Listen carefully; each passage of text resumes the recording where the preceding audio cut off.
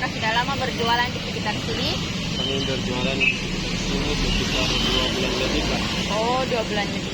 Menurut kakak, apakah pendapat kakak mengenai penumpukan sampah di sekitar daerah Parangtambun, tepatnya di seberang kampus UNM, Kak? Menurut saya keadaan sampah di sini cukup mengganggu, Kak.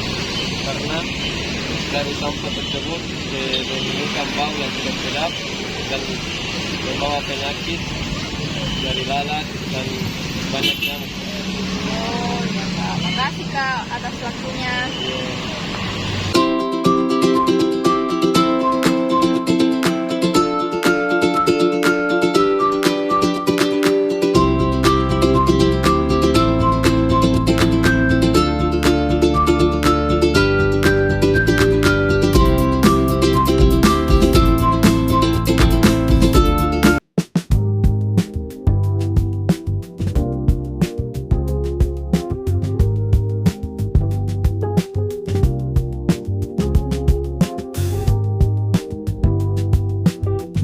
Saya akan menjelaskan mengenai topik banjir dan drainase di wilayah Parangtambun. Ada 2 pembahasan, yaitu latar belakang dan tujuan dari kegiatan observasi yang telah kami lakukan sebelumnya. Pertama itu latar belakang. Wilayah Parangtambun merupakan salah satu daerah yang dikenal sebagai langganan banjir di Kota Makassar. Kondisi ini diperparah oleh sistem drainase yang tidak berfungsi optimal, terutama akibat tumpukan sampah dan sedimentasi yang menyebabkan aliran air menjadi lambat. Selain itu, wilayah ini secara geografis berada di dataran rendah di area pesisir, sehingga air mudah tergenang. Kurangnya kesadaran masyarakat dalam menjaga kebersihan lingkungan juga berkontribusi pada persoalan ini. Data BMKG tahun 2024 menunjukkan adanya peningkatan intensitas curah hujan yang semakin memperbesar resiko terjadinya genangan di kawasan tersebut. Poin yang kedua yaitu tujuan dari kegiatan observasi yang telah kami lakukan. Jadi bertujuan untuk mengetahui kondisi aktual saluran drainase di Parangtambun serta mengidentifikasi faktor-faktor kompleks yang menyebabkan banjir.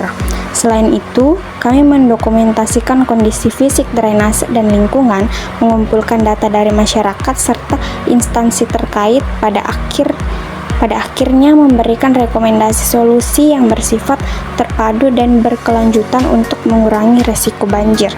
Metode pelaksanaan. Dalam pelaksanaan kegiatan kami menggunakan 3 metode utama. Pertama, observasi lapangan, yaitu pengamatan langsung pada beberapa titik saluran drainase untuk mengetahui kondisi nyata di lokasi. Kedua, wawancara yang dilakukan secara singkat kepada beberapa warga di sekitar lokasi untuk mengetahui pengalaman mereka terkait banjir. Ketiga, studi literatur dan data sekunder termasuk data dari BMKG Makassar, artikel berita, serta jurnal terkait permasalahan banjir dan drainase. Kedua, karakteristik dan kerentanan wilayah. Parangtambun terletak di Kecamatan Tamalate dan berada dekat pesisir serta muara Sungai Talo. Wilayah ini memiliki karakteristik dataran rendah dengan topografi yang landai. Fungsinya sebagai kawasan pemukiman padat dan pusat kegiatan ekonomi seperti keberadaan beberapa pasar dan area usaha, menjadikan aliran air semakin terbebani. Kondisi geografis dan penggunaan lahan tersebut yang menyebabkan Parangtambun tergolong sebagai wilayah sangat rentan terhadap banjir dan genangan. Baik, selanjutnya yaitu penyebab banjir.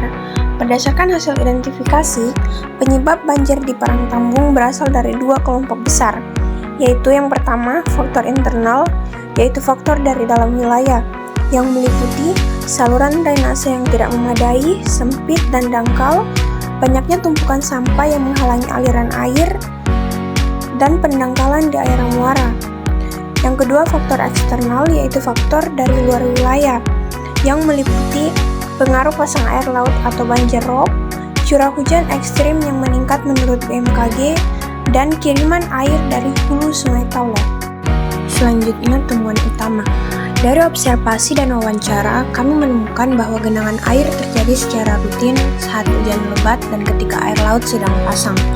Masyarakat mengakui bahwa sampah menjadi penyebab utama, namun mereka juga mengeluhkan kurangnya fasilitas pembuangan sampah dan minimnya program sosialisasi dari pihak terkait. Selain itu, pembersihan saluran oleh pemerintah tidak dilakukan secara rutin, sehingga kondisi saluran menjadi semakin menurun. Rekomendasi jangka pendek. Untuk solusi jangka pendek, kami merekomendasikan beberapa tindakan segera, diantaranya melakukan normalisasi dan rehabilitasi saluran secara berkala, meningkatkan pengelolaan sampah, mulai dari penyediaan tempat sampah hingga penegakan aturan kebersihan, mengoptimalkan fungsi pintu air atau tight gate untuk mengontrol aliran air saat pasang, melaksanakan kegiatan gotong royong rutin bersama masyarakat sebagai bentuk partisipasi langsung. Rekomendasi jangka panjang. Untuk jangka panjang, perlu dibangun sistem drainase terpadu dengan kapasitas besar yang dapat menampung aliran air dari permukiman padat. Konsep Sponge City juga dapat diterapkan, seperti pembuatan sumur resapan, biopori, rooftop garden, serta penambahan ruang terbuka hijau. Selain itu, pembangunan sistem polder dan pompa mekanik sangat dibutuhkan untuk kawasan yang elevasinya lebih rendah dari permukaan laut. Upaya ini harus diiringi dengan sosialisasi dan pendidikan lingkungan yang berkelanjutan kepada masyarakat. Selanjutnya adalah kesimpulan. Secara keseluruhan, banjir di Parangtambung merupakan masalah yang kompleks, yang muncul akibat kombinasi faktor internal seperti buruknya drainase dan faktor eksternal seperti pasang laut dan curah hujan ekstrim. Penanganan masalah ini membutuhkan pendekatan yang terpadu, meliputi aspek teknis, ekologis, dan sosial. Sinergi antara pemerintah daerah, masyarakat, dan pihak akademisi menjadi kunci utama untuk mewujudkan solusi yang efektif dan berkelanjutan. Lalu, saran yang dapat kami berikan kepada beberapa pihak, yang pertama adalah kepada pemerintah diharapkan memberikan prioritas anggaran untuk perbaikan infrastruktur drainase dan menegakkan hukum terkait pengelolaan sampah. Lalu yang kedua, kepada masyarakat diperlukan peningkatan kesadaran serta partisipasi aktif dalam menjaga kebersihan dan fasilitas drainase.